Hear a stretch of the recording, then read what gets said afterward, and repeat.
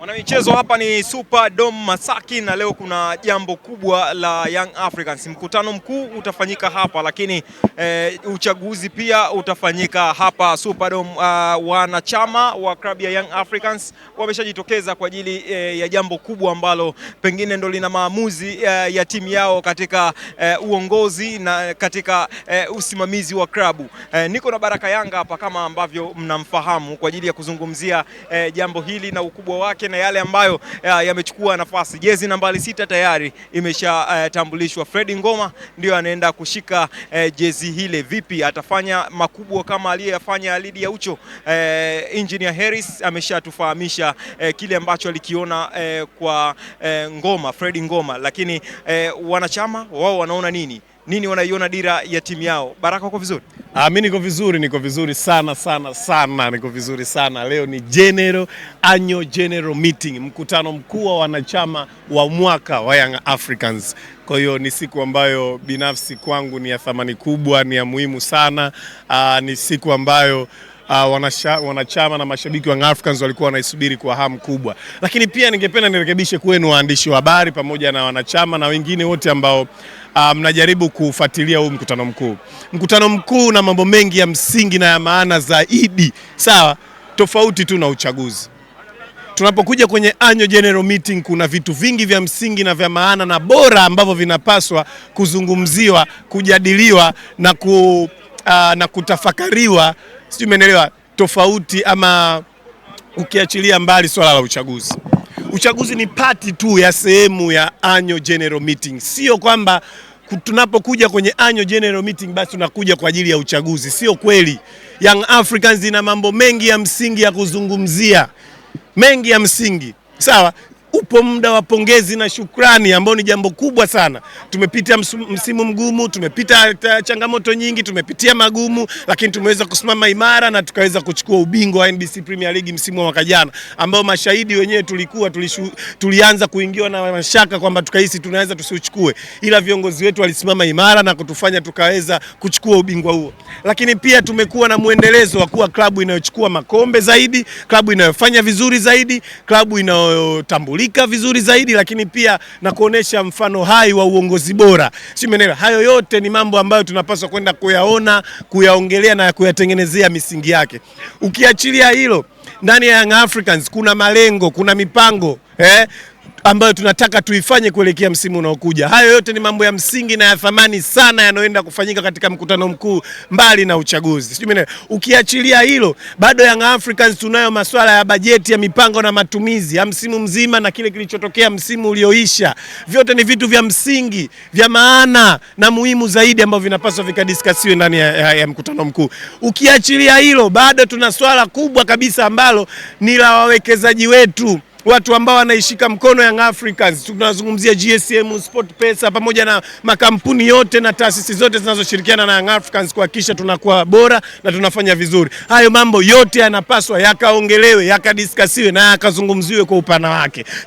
Baada ya hapo ndo kunakuja swala la uchaguzi. Sawa, tayari tumekuwa na uongozi bora ambao umetufikisha hapa tulipokuwa. Wamejitoa, wamejituma, wamefanya kazi yao kwa uweledi mkubwa na kwa ufanisi mkubwa mpaka tukafika hapa tulipofika. Maana yake wanastahili pongezi, wanastahili kutiwa moyo, wanastahili kushukuriwa na wananchi na wanachama wa Young Africans.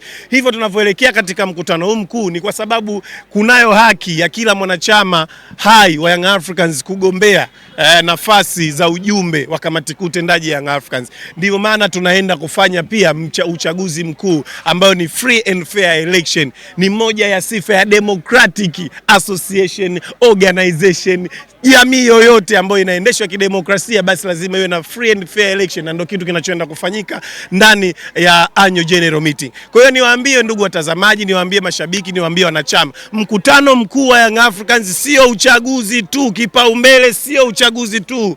Yapo mengi ya msingi na muhimu zaidi tofauti na uchaguzi. Tunaelewa maana ya uchaguzi, inaenda kutupa dira, inaenda kutupa viongozi ambao watashikilia katiba yetu, wataitafsiri katiba yetu, watatuongoza wanachama na mashabiki, lakini haina maana kwamba hapa watu wamekuja kwa ajili ya uchaguzi tu. Sio kweli. Sawa? Sio kweli na haijawahi kuwa hivyo. Uchaguzi ni sehemu au ni pati tu ya mkutano mkuu. Kwa hiyo niwaombee, niwatakie heri wale wagombea wa nafasi za ujumbe wote, wale ambao tayari walikuwepo na hao ambao wapya wanataka kuingia, wote kwa pamoja na waombea na watakia heri. Naamini kama unastahili, kama una sifa, wananchi wanakufahamu, mashabiki wa Yanga wanakufahamu, wanachama hai wa Yanga ambao wanapata kibali cha kwenda kutuwakilisha sisi wengine, basi watakuchagua na utaungana na Engineer Hersi Said pamoja na Arafat Haji katika kuiongoza na kuihudumia Young Africans. Kwa hiyo mimi binafsi yangu, maoni yangu juu ya swala la uchaguzi ni kuwatakia heri na kuwatakia baraka, wakafanye uchaguzi mzuri wenye amani, utulivu na upendo kama ilivyokuwa ada yetu. Lakini yale ya msingi zaidi yanayohusu klabu yetu naomba yakadiskasiwe kwa upana mkubwa sana. Young Africans, kinachotufanya tufike hapa ni umoja na mshikamano wetu. Huo ndo jambo ambalo natamani kuliona likaongelewe kwa ukubwa, likatiliwe uzito, kuhakikisha Yanga inaendelea kuwa pamoja, wanakuwa wamoja, tunaendelea kushikana, maana hicho ndo kitu kinachotufanya sisi tunaendelea kuchukua makombe, tunaendelea kufanya vizuri, tunaendelea kuwa klabu bora na imara katika nchi yetu. Lakini leo pia ningependa kupa pongezi sana idara ya habari ya Young Africans. Inayafanya makubwa yaliyotukuka kwenye platforms tofauti ambazo Young Africans tunazo, kuanzia YouTube, kuanzia Instagram, ukija kwenye masuala ya Yanga Channel, Yanga TV, tunafanya vizuri kuliko klabu yoyote kwa sasa East Africa na kati, na ikiwezekana mpaka Afrika tunaongoza. Maana yake nini? Watu wanajitoa, watu wanapambana, watu wanafanya kazi kwa uweledi mkubwa na kwa mapenzi makubwa kwa klabu. Natamani ipatikane muda ama wasaa wa kuipongeza idara ya habari ya Young Africans. Lakini pia kuna idara ya wanachama na mashabiki na wanachama ambayo imewakutanisha hawa wote, sawa, kwa sababu huu mkutano leo ni wa kishabiki na wanachama.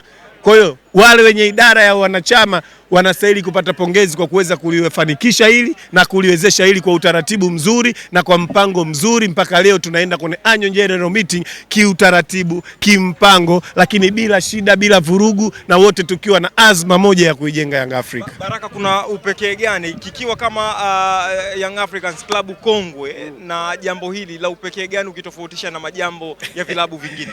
Bwana, hapa tofauti ni moja. Sasa zipo nyingi sana, ila moja ya msingi ni kwamba hapa hakutogaiwa kahawa, hakutogaiwa visheti, hakutogaiwa biliani alafu zikazimwa taa watu wakakimbia. Hapa hakutakuwa na utaratibu huo.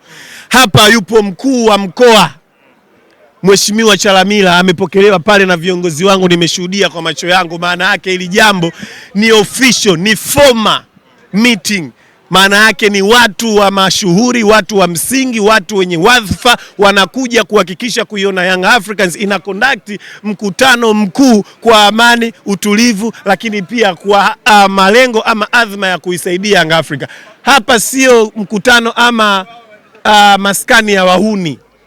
Hao wengine wanakutana kwenye maskani za kiuni, wanazimiana taa, wanadanganyana, afu kila mtu akitoka hapo anaanza kupigana mawe, anaanza kutukanana. No, sio Yanga Afrika. Watu wamekuja kwa umoja, wamekuja kwa upendo kuchagua viongozi na watu ambao watakwenda kuiongoza timu yetu, lakini pia kudiscuss yote mazuri yanayohusisha Yanga Afrika au tunayohusiana nayo Young Africans. Kwa hiyo niwasihi mujifunze, muige namna ambavyo tumeweza kulibrand tukio hili, namna ambazo tumeweza kuandaa vizuri tukio hili, namna ambazo tumeweza kufanya Tanzania yote akili, mawazo na mawazo yao yote yawe yanafikiria hapa katika annual general meeting. Sio kitu kidogo.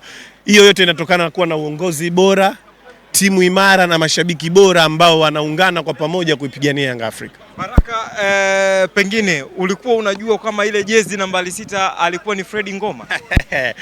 Bwana, Fredi Ngoma kuna dadake. Yaani tarehe 12 tunaenda kuwapiga watu kama Ngoma, ndo maana yake. Ndio maana tumemchukua Fredi Ngoma, midfield ambayo ina uwezo mkubwa sana wa kukaba, ina uwezo mkubwa sana wa kupiga pasi, ina uwezo mkubwa sana wa kuchezesha timu. Yaani tumempata pacha wa Alidi Aucho. Fredi Ngoma ni pacha wa Alidi Aucho, na uzuri ni kwamba hata Aucho mwenyewe amempitisha na kukiri kwamba pale tumepata mtu wa maana. Wao wakiendelea kurukaruka, kuhangaika, sisi tunasajili vyuma kweli. Sisi mipango yetu, sawa, hamu yetu, matamanio yetu sio vitu kama Iriza, sijui vitu gani, ni ushamba na ulimbukeni. Sisi tunataka kujengwa timu imara na bora itakayosumbua Afrika, na ndio hichi Engineer Hersi ambacho anakifanya chini ya bosi wetu GSM Galib amefanya usajili mkubwa wa kishindo msimu huu, usajili ambao unawafanya wanachama wanaingia katika mkutano mkuu wakiwa na hamu, wakiwa na raha, wakiwa na amani, wakiwa na utulivu wa moyo, wakiwa na shukrani nyingi kwa viongozi ambao wameweza kuitumikia Young Africans na kufanikisha kufanya usajili mkubwa kama ule. Kwa hiyo niwaambie ndugu zangu, Fred Ngoma, mido ya mpira, fundi wa mpira, atawasumbua sana. Ameuliza tarehe 12 lini, mbona haifiki? Sasa watu mimi kuna muda naonea hadi huruma nikiangalia Ngoma, watu wanamtegemea Kagoma. Nikiangalia Ngoma, watu wanamtegemea nani, Nation. Roho yangu inaniuma sana. Tumewaacha mbali, tumewapiga gepu kubwa sana kiukweli na bado hii tutaenda kuionyesha utofauti wa Yanga na vilabu vingine tukielekea katika uzinduzi wa jezi yetu. Leo safari ya kwenda Katoro ama Ushirombo inafanyika na tutaenda kule kuzindua wiki ya mwananchi, lakini baada ya hapo tutakuwa na uzinduzi wa jezi jezi ya mpira, jezi yenye mamlaka, jezi ya kibingwa, jezi ya kiwata player, jezi ambayo inaenda kuvunja historia za jezi zote zilizowahi kutengenezwa Tanzania zote. Yani jezi tutakayozindua msimu huu ni jezi ambayo haijawahi kutengenezwa kwenye hata ile iliyozinduliwa jana. Sasa imezinduliwa jezi jana, watu hata hawajui kama kuna jezi imezinduliwa. Jezi imezinduliwa kumepoa. Jezi inaenda kuzinduliwa mbugani huko rafiki yangu. Sasa wanataka kuwavisha wanyama jezi au? Jezi inazinduliwa mjini, jiamini. Unazindua jezi saa 6, saa 5 watu wanauza, saa 4 watu wanauza jezi mitaani. Hawana usiri. Yani hapo accountable kabisa. Yani kwa nini vitu vyao wanavyofanya vina bullshit. Ngoja nimuone uzi wa Yanga. Ngojeni muushuhudie uzi wa Yanga Afrika. Vipi lakini kuhusu mchezo wa ngao ya hisani, ngao ya jamii kupelekwa Zanzibar, kwa upande wako umeipokeaje? Mimi kiupande wangu nimepokea vizuri kwa sababu ni moja ya maamuzi ya mamlaka zetu, lakini pia tunajua Tanzania bara na Tanzania visiwani ni wamoja, lakini sisi tumenufaika kupata ligi bora ambayo ni Tanzania bara, lakini kuna haja ya kuwashirikisha wenzetu au kushare nao utamu wa ligi ya Tanzania bara. Ndio maana mechi kubwa na muhimu kama hizi zinapelekwa Tanzania visiwani kwa ajili ya kuhakikisha umoja wetu unaendelea, lakini pia mshikamano wetu na muungano wetu tunaendelea kuhudumisha. Kwa hiyo mimi nadhani ni azma nzuri kutoka kwa mamlaka zetu, lakini pia naamini ni mawazo mazuri ambayo yanafanywa na viongozi thabiti na wenye uelewa mkubwa. Kwa hiyo mimi nipongeze watu wanapoogopa Zanzibar, lakini sisi tunapapenda Zanzibar. Nashukuru sana Baraka. Asante.